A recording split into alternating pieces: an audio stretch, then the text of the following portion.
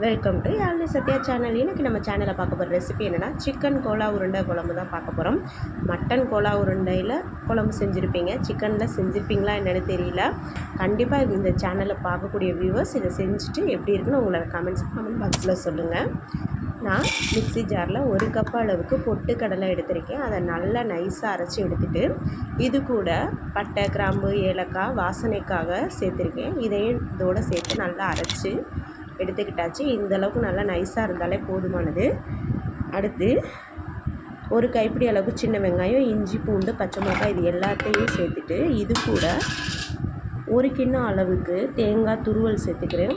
இப்போ இது எல்லாத்தையுமே நல்லா கொரகொரப்பாக அரைச்சி எடுத்துக்கலாம். இப்போ இந்த அளவுக்கு நம்ம கொரகொரப்பாக இருந்தாலே போதுமானது. அடுத்து கொத்தி வாங்கிட்டு வந்திருக்க சிக்கனு அதை மிக்சியில் ஒரு 2 பல்ஸ் விட்டு எடுத்தாலே போதுமானது. இப்போ அதுவும் நம்மளுக்கு இந்த அளவுக்கு நைஸாக இருந்தாலே போதும். இது கூட மிளகாத்தூள், மஞ்சத்தூள், மல்லித்தூள், கொஞ்சோண்டு கரம் மசாலா தூள், உப்பு இது எல்லாத்தையும் காரத்துக்காக சேர்த்துக்கிறேன்.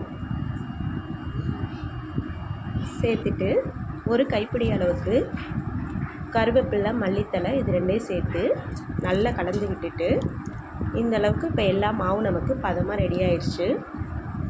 அடுத்து அந்த மாவில் உள்ள ஈரப்பதம் இல்லாமல் இருக்கணுங்கிறதுக்காக இந்த நம்ம அரைச்சி வச்சுருக்க பொட்டுக்கடலை மாவை இது கூட சேர்த்துக்கலாம். அப்போ தான் உருண்டை வந்து குழம்புல பிரிஞ்சு போகாமல் நல்ல உருண்டையாகவே இருக்கும். இப்போ நமக்கு மாவு ரெடி ஆயிடுச்சு. இப்போ தாளிப்பு சேர்த்துக்கலாம், குழம்பு ரெடி பண்ணிக்கலாம்.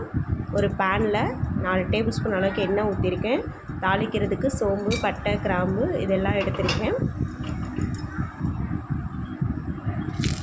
எல்லாம் நல்லா பொரிஞ்சு வந்துடுச்சு. பிரிஞ்சி எல்லாம் சேர்த்துக்கிட்டேன்.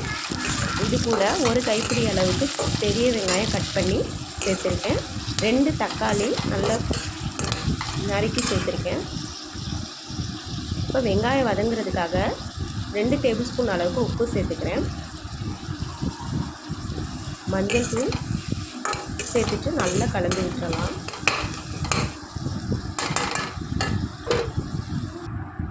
இப்போ ஒரு 5 நிமிஷம் மூடி வச்சு நல்லா வெங்காயம் தக்காளி வதங்குற வரைக்கும் வெயிட் பண்ணலாம். அதுக்குள்ளே குழம்புக்கு தேவையான தேங்காய் துருவல் அரைச்சி எடுத்துக்கலாம். நான் தேங்காய், கசகசா, 4 முந்திரி பருப்பு ஊற வச்சதை எடுத்து இது கூட சேர்த்துட்டு சோம்பு சேர்த்துட்டு நல்லா ஃபைன் பேஸ்ட்டாக அரைச்சி எடுத்துக்க போகிறேன்.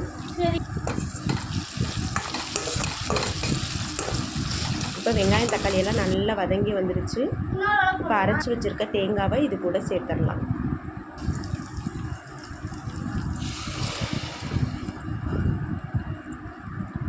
குழம்புக்கு காரத்துக்காக மிளகாத்தூள், மல்லித்தூள்,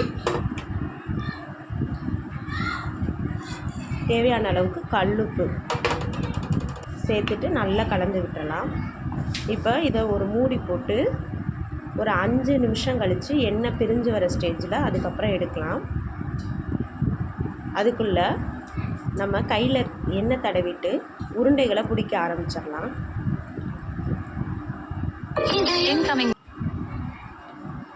இப்போ உருண்டைகளை நம்ம வந்து ரெடி பண்ணி எடுத்துக்கலாம்.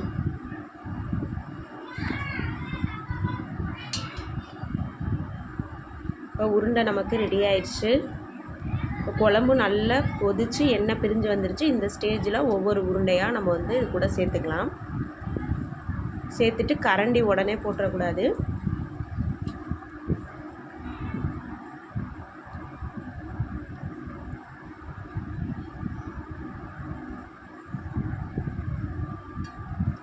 இப்போ 5 நிமிஷம் ஆயிடுச்சு. இப்போ உருண்டையெல்லாம் நல்லா வெந்து மேலே வந்துடுச்சு. இப்போ நமக்கு சுவையான சிக்கன் கோலா உருண்டை குழம்பு ரெடி. மறக்காமல் யாழ்னி சத்யா சேனலை லைக் பண்ணுங்கள், ஷேர் பண்ணுங்கள், கமெண்ட் பண்ணுங்கள், சப்ஸ்கிரைப் பண்ணுங்கள். தேங்க்யூ.